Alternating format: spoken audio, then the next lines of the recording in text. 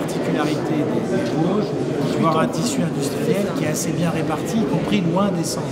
Parce qu'une usine qui est à Saint-Dié, un gamin, un apprenti qui vient, il n'a pas de problème de mobilité aussi fort. Je terminerai en vous remerciant tous chaleureusement d'être présents, que vous soyez patron d'une structure qui embauche plusieurs centaines de salariés, comme c'est le cas de plusieurs ici, que vous soyez le plus modeste, la plus modeste des PME, PMI, vous avez ici votre place.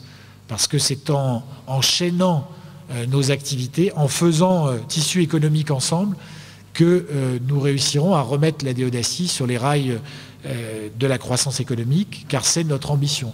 Faire de ce territoire un territoire d'innovation et un territoire désirable pour les investissements ici et plus encore qu'ailleurs. Déjà, ça permettait à une entreprise de se présenter vis-à-vis de tous les autres, chez elle. Ça, c'était très intéressant. Ça manque parce qu'aujourd'hui, on ne l'a plus. On l'a quasiment plus maintenant, c'est ça. Comment accélérer la dynamique économique de la Déodacie? Une soirée de travail et de réflexion exceptionnelle, c'était une première, a réuni à Saint-Dié-des-Vosges une centaine de chefs d'entreprise et professionnels de l'emploi.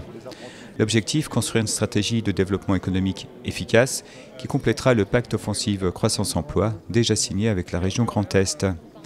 Première ligne de force de cette étude, le rôle de l'industrie avec un tiers des actifs, elle est l'avenir de notre territoire, à condition de résoudre les difficultés pour recruter, d'adapter la formation des étudiants et de réinvestir les anciens sites industriels. Autre ligne de force pour préparer l'avenir, la capacité à faire réseau et aussi le changement de regard sur nous-mêmes. Ce portrait précis des forces et faiblesses de notre territoire est le résultat d'une étude menée auprès de 42 chefs d'entreprise par le pôle de développement économique de l'agglomération et l'agence ancienne de développement des territoires, la Scalène. Bien, nous accompagnons la communauté d'agglomération puisque nous sommes une agence qui travaille avec les collectivités sur les questions de développement du territoire, de développement économique.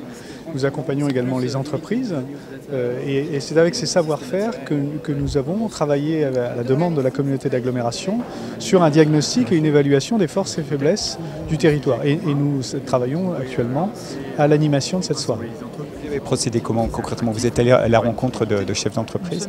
Oui, alors il y a deux choses. Il y a une connaissance du territoire que vous avez en analysant le territoire et en exploitant un certain nombre de données, évidemment, qui nous permettent de bien qualifier l'économie de ce territoire, et puis d'aller à la rencontre des entreprises. Nous l'avons fait d'ailleurs en complémentarité, en collaboration avec les services de la communauté d'agglomération, d'aller interroger les chefs d'entreprise sur leur perception du territoire, leurs espoirs, parfois leurs craintes, et puis leurs attentes vis-à-vis de la communauté d'agglomération. Quelle est la perception de ce territoire pour les chefs d'entreprise? Je crois que première caractéristique, ça c'est nous qui l'avons remarqué, c'est que ce territoire a évidemment encore un potentiel industriel tout à fait remarquable.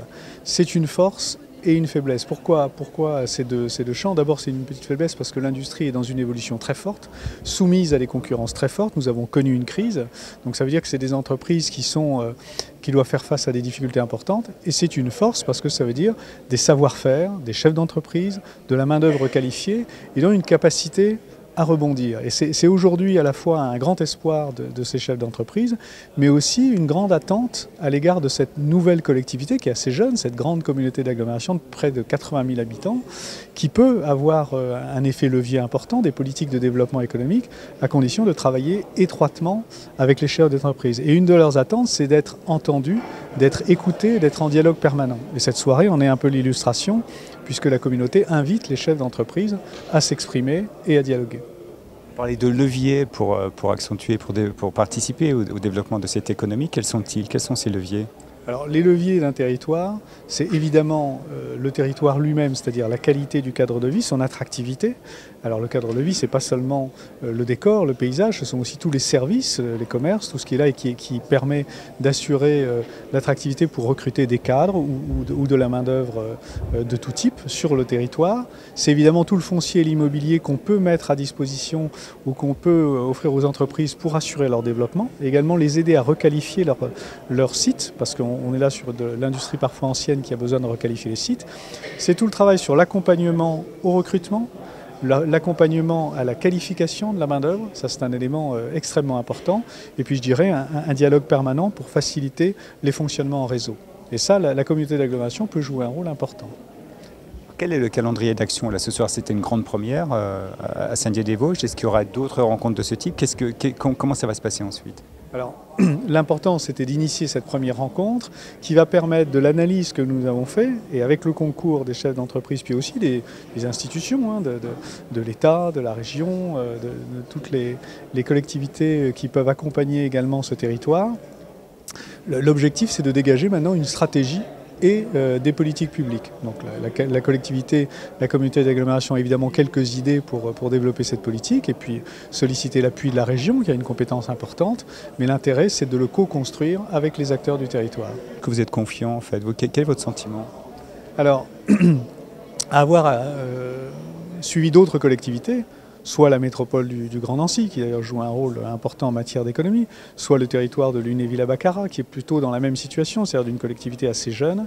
Ce qu'on peut remarquer sur la communauté d'agglomération, c'est qu'il y a une évolution rapide et très structurée, avec des moyens qui ont été mobilisés rapidement, c'est-à-dire la constitution d'un pôle développement économique, où il a été fait appel à Scalene pour venir, mais en complémentarité des services, et une démarche qui est très structurée, c'est-à-dire d'analyse, d'écoute, ce soir de co-construction et demain de définition d'un programme d'action. Je pense que c'est une évolution rapide de la communauté d'agglomération et très structurée pour aller vers une stratégie et également un effort qu'elle fait pour être assez vite en relation avec les territoires environnants et avec la région, car on ne fait pas son développement tout seul et c'est un des enjeux de ce territoire de surtout ne pas se laisser piéger par l'enclavement possible de ce territoire.